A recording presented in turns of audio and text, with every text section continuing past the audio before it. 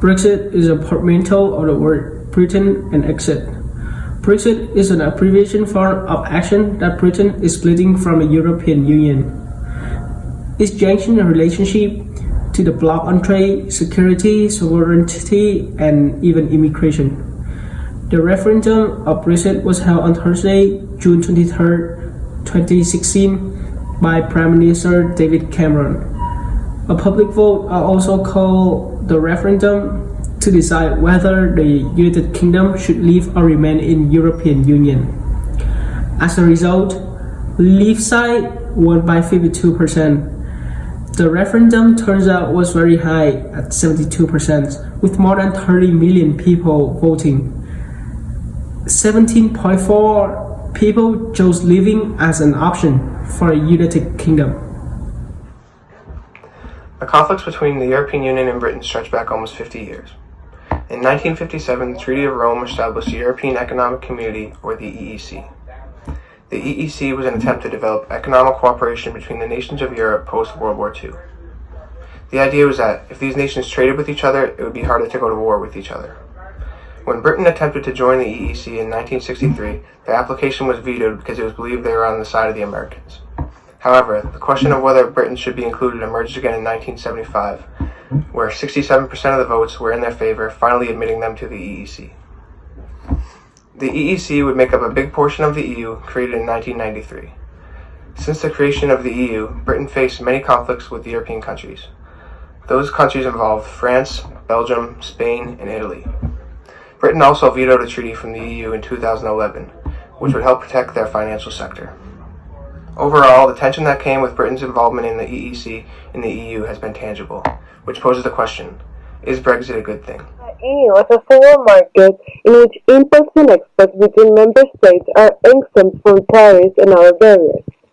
Services, including financial services, can also be offered without restrictions across the continent. The consequences of Brexit for businesses that took advantage of these freedoms was always a matter of debate and conjecture. More than 50% of exports go to the EU countries, said Kaiser during the campaign, and memberships meant we had a say-over on how trading rules were drawn upon. Within the EU, Britain also benefits from trade deals between EU and other world powers, now including Canada and Japan, which have both been concluded free trade deals within the EU since the UK voted to leave. The aftershock of Britain's verdict to leave the European Union continues being felt across the globe. As ongoing European leaders announced that the Brexit deal had been reached, reactions across the channel suggest that the fight to get past Parliament will be tough. The EU Commission President Jean-Claude Juncker and British Prime Minister Boris Johnson announced that the two sides found an agreement. Under the deal, Northern Ireland is to remain aligned under a limited set of rules. The main issues between the UK and the EU had been the defence arrangement and the need to ensure that no physical borders would be erected in Ireland due to endangerment. Although Parliament approval by the UK and European Parliament are still pending. However, general reactions of European countries are still mainly all positive. Ireland Prime Minister Taoiseach Leo Varadkar welcomed the deal for its unique resolution that respects the unique history and geography of Ireland. German Chancellor Angela Merkel marked the resolution as an all-around success for British government and the European Commission. The French President Emmanuel Macron, one of the most apprehensive towards the Brexit deal, was excited about the news and is reasonably confident that the agreement can be ratified by the British and European Parliament. However, Prime Minister Charles Michel, the incoming European Council President, said that he remains cautious until the details are finalized. Finland's Prime Minister Antti Rinne highlighted that the ball again is in British Parliament's court and hopes it'll go through this time, ending the process. Although there are still many doubts remaining, he added.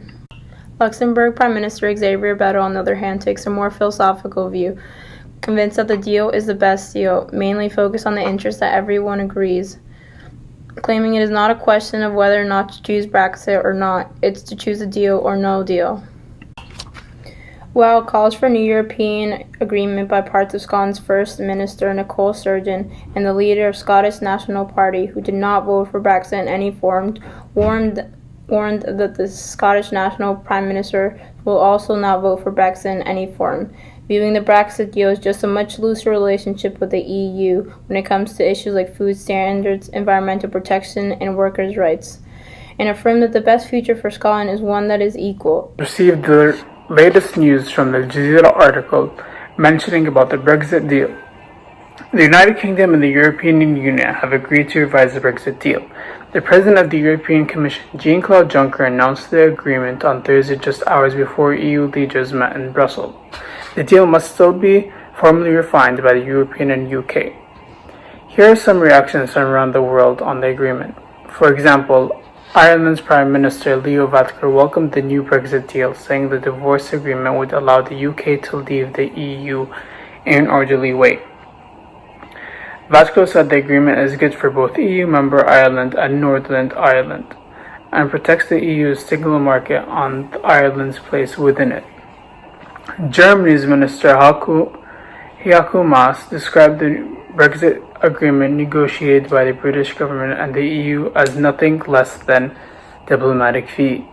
Speaking to reporters in Berlin, Maas said the agreement is proof that we all worked very responsibly together, adding together that it still needs to be disclosed by EU leaders and Europeans.